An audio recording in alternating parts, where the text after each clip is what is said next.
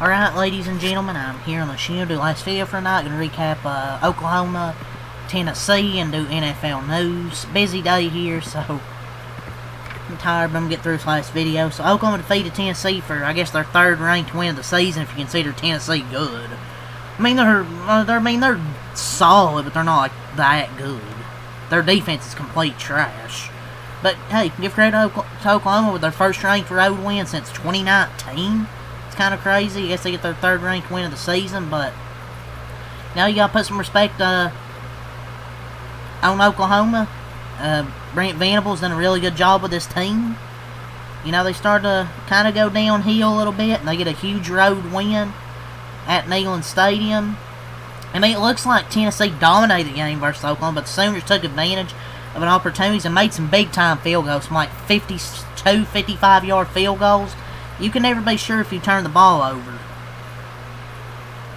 It was a great game by OU. First half was some sloppy football. Second half looked like a good football team. Still lots to improve on both sides of the ball, but you need to get some of these O-line guys off the injury report and in the game, because their O-line depth is very thin. But overall, good game for them. But I guess it's not really insignificant. Oklahoma clinched a winning record tonight, so they'll get a winning record this season and not go 6-7, 6-7, 6-7. But you can go back and think of some of the own goals in these losses for Tennessee to Georgia and Oklahoma. It's just wow, tough, but no deal breaker. Do that once in a season at Neyland. It can't happen twice. Not here, not in this stadium, not with this noise and advantage they have. And they fall to 6-3. This team ain't gonna make the playoffs this year, man. Their defense just been not good all season long. Even against Kentucky, their defense sucked against my Wildcats. But yeah, in this game for the Balls, it's the turnovers, missed opportunities, and missed execution. Even though I feel like Oklahoma's still better than them, but just some execution mistakes. The running game really killed Tennessee. Mateer wasn't really great, passing through it 29 times. 19 to 29, 159 yards. No touchdowns, one interception, but he had 16 runs, 80 yards, 5 a carry, and a touchdown. So he really killed him with his legs. Xavier Robinson had a great game running the ball. And also the 63 yards the Sooners surrendered to Tennessee on the ground now was the fewest the balls have produced in almost 4 years. So they couldn't really struggle to run the ball as well. But John Mateer, Josh Heupel came to this game knowing John Mateer couldn't do anything against maybe a formidable pass rush. Like Joey Aguilar even threw good. 393, 2 touchdowns, and they lost because of the turnovers. I mean, Mateer just kind of hasn't looked the same since he had that wrist surgery, but they ran the ball on him really well. Xavier Robinson, 16 runs, 115 yards, 7.2 a carry, and a touchdown. Phenomenal game by Xavier Robinson. You know, he's really got going the last 2 games against Ole Miss and Tennessee. So they're starting to run the ball better. Sategna, 6 catches, 68 yards. Burke, 6 catches, 45 yards. Carter, 2 catches, 21 yards. And Kanak, 3 catches, 6 yards, and Gibson, 2 catches, 9 yards. Defensively, you had 1 sack from Heineke, half a sack from Lewis. You had 2 interceptions, though, like 2 interceptions from Joey Aguilar. The turnovers hurt. 1 interception from Spears Jennings, 1 from Bowen. 1 sack from Okoye. 1 sack from R.M. Thomas, half a sack from Halton. So the offensive line for Tennessee really struggled, and missed opportunities, and then 2 turnovers with the interceptions. Sandell, though, 4 for 4 on field goals, made, 2 50-plus yard field goals. He was absolutely phenomenal. So Oklahoma improves to 7-2 in quarter by quarter. 7 in the first quarter, 9 in the second quarter, 7 in the third quarter, 10 in the fourth quarter, improved to 7-2. Let's go over Joey, Group of 5 Joey Aguilar. Stats here tonight. So 29 of 45, 393 yards, 3 touchdowns, 2 interceptions from Joey Aguilar. The interceptions really hurt. Like, besides that, I thought he played a good game, but the turnovers ultimately did hurt because they lost by 7 points and they had those 2 interceptions. So, gotta give credit to Oklahoma. You know, forcing those turnovers. Rushing, like I said, they weren't able to do much on the ground. Bishop, 12 runs, 38 yards, 3.2 a carry. Lewis, 7 runs, 21 yards, 3 a carry. Start Thomas, 5 runs, 10 yards, 2 a carry. Tennessee normally, you know, they have a really good run game, but tonight they just didn't have it. And that's why Joey Aguilar had to throw 45 times, because they struggled to run the damn football against that Oklahoma defensive front. And the offensive line wasn't really great either. Got Joey Aguilar sacked about, 4 or 5 times, it felt like. Matthews, 3 catches, 76 yards and a touchdown. Staley, 5 catches, 75 yards, 2 touchdowns. Brazil the second, 6 catches, 68 yards. Davis, 5 catches, 62 yards. And Bishop, 4 catches, 51 yards. Selman, 2 catches, 24 yards. Thomas, 2 catches, 19 yards. And Lewis, 2 catches, 18 yards. Defense, we had 1 sack by Weathersby, half a sack from Hobbs and Spillman, who also had an interception. Half a sack from Moy, half a sack from T. Lander. So both offensive lines really struggled, I thought. Oklahoma needs to get guys back from injury because their offensive line depth is really thin. And Gilbert was 2 for 3 on field goals. And Tennessee drops to 6-3, quarter by quarter for them. They had 10 in the first quarter, 9 in the second quarter, 7 in the third quarter, and 10 in the fourth quarter. So let's go over team stats here for these teams here. Oklahoma, 351 total yards, 159 passing, 192 rushing.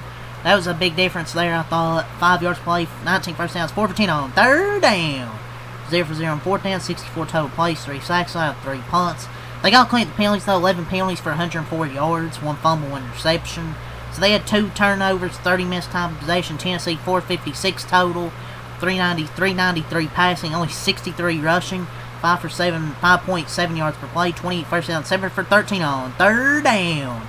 0 for 1 on fourth down, 80 plays, 4 sacks, 2 punts, only 3 penalties, but had 1 fumble, 2 interceptions, 29 missed time possession. So Oklahoma had 2 turnovers, Tennessee had 3, so a lot of turnovers in this ball game here. But one difference was Oklahoma was able to take advantage of those mistakes. They made some deep 50-plus yard field goals. They had a better rushing attack tonight, so huge win for Brent Venables and his team here on prime time. So that's all to say for this game. If you're just here for this, leave a like, subscribe for more. Peace, and now let's get to the NFL injury portion of the video. So let's get to the NFL. Let's go through all the news from Schefter. So Seahawks receiver Cooper Kupp listed as questionable for Sunday night due to a heel and hamstring injury. He's unlikely to play versus the Commanders, per source. Both Vikings starting offensive tackles listed as questionable for Sunday's game. Brian O'Neill and Christian Darrisaw both are expected to play versus the Lions, per sources, which is huge news with J.J. McCarthy coming back. Dolphins, they are willing to listen to offers on any of their players ahead of Tuesday's NFL trading deadline, but it is, in the words of one well-placed source, highly unlikely that Miami will trade Jalen Waddle. So basically, everyone's available, just not the guy that anyone actually wants. Teams have inquired the Seahawks about the availability of standout linebacker Boye Mafe and former Pro Bowl corner Reek Woolen, sources told ESPN. Why would the Seahawks be trading key defensive players when they're in first place? Condale face. A rare in-season Saturday trade. The Ravens are sending former Pro Bowl corner, you know what that means, they're trash, and a 2027 7th rounder pick to the Eagles in exchange for a 2026 6th round pick, per sources. No Eagles corner could be playing his first game for Philadelphia next Monday night at Lambeau Field against his former team, possibly. Other roster moves, they also placed Marcus Epps and Azeez Ojulari on injured reserve. So yeah, we had that trade that went down today. So they trade another Ravens trade so far in recent weeks. You know, they trade Odafe Oweh and now Jair Alexander. Now the Eagles got Tank Bigsby. They got John Mechie and then traded him for Michael Carter, the second corner. Now Jair Alexander. So the Broncos have elevated 41-year-old tight end Mercedes Lewis as well as Michael Bandy for Sunday's game at Houston. Commanders have elevated receiver Traylon Burks and defensive tackle Sheldon Day from the practice squad. Chargers place Hassan Haskins on injured reserve. The Patriots have elevated Ernest Johnson to their active roster. Vikings have elevated Fabian Moreau and tight end Nick Vannett to the active roster for Sunday's game. Chiefs. activated running back Clyde Edwards-Helaire and C.J. Hansen, guard for Sunday's game at Buffalo. Seahawks play safety Julian Love and tight end Eric Saubert on injured reserve, meaning each now will have to miss a minimum of 4 games. Bears elevated running back Britton Brown from the practice squad for Sunday's game against Cincinnati Bengals. Cardinals quarterback Jacoby Brissett will start Monday night versus Cowboys. Kyler Murray's making progress from his foot sprain and could have a role Monday night, but Brissett will start this game. Colts activated Jalen Jones from injured reserve and signed Cameron Mitchell to their 53-man roster. What is happening? So let's see what we have from Rappaport. So Alvin Kamara and Rashid Shaheed are both listed as questionable and both expected to play. Sources say Dalton Schultz, who's listed as questionable with knee and shoulder injuries, is expected to play Sunday, source said. Chiefs! Pro Bowl guard Trey Smith, who has been dealing with back spasms, is expected to play. Coach Andy Reid told reporters this week. So, possibility could be replaced at some point in 2025.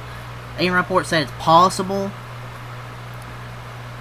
So, yesterday, multiple teams had reached out and had significant interest in trading for Dolphins pass rusher Jalen Phillips and Bradley Chubb, of course.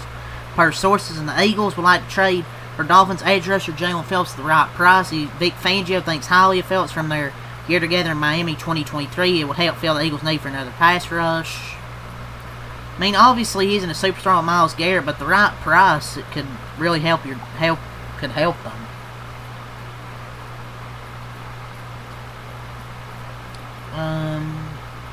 See if we got anything else here. Joe Flacco's playing to start on Sunday. Sources say, barring something unforeseen with his AC joint sprain in his right shoulder. The Steelers have downgraded Cole Holcomb and Chuck Clark illness to out for Sunday's game versus the Colts. And that is all here from Rappaport. So rumors, the Giants have let teams know it would take a first-round pick for them to consider trading edge rusher Kayvon Thibodeaux, per Dan Mancini. I mean, I don't know. I think he's at least worth a second-round pick. Don't know about a first-round pick. We'll see. The Jaguars are seeking a first-round pick and then some in a trade for receiver Brian Thomas. Those substantial trade offers have been made for him as of right now. And, yeah, that's definitely not going to happen. For sure. The Titans are fielding trade calls for the following players: Arden Key, Jermont Jones, Tony Pollard, and T'Vondre Sweat. T'Vondre Sweat just got there, bro. I mean, Cowboys should maybe look to get T'Vondre Sweat. The Eagles, heavily in the market for pass rusher, reach out to New York in regards to Jermaine Johnson. The Jets are reportedly seeking a second-round pick for him. Star running back for the Broncos, J.J. Dobbins, says he wants to to hit free agency this offseason. Said he wants to finish his career with Denver. The Bills were one of the teams to reach out to the Saints about wide receiver Chris Olave. Not really surprised here. The Jets are seeking a third-round pick in any trade for running back Breece Hall. So that's all the NFL news there. So talked about this last college game in NFL news. So yeah, leave a like and subscribe for more. Peace. Have a good night.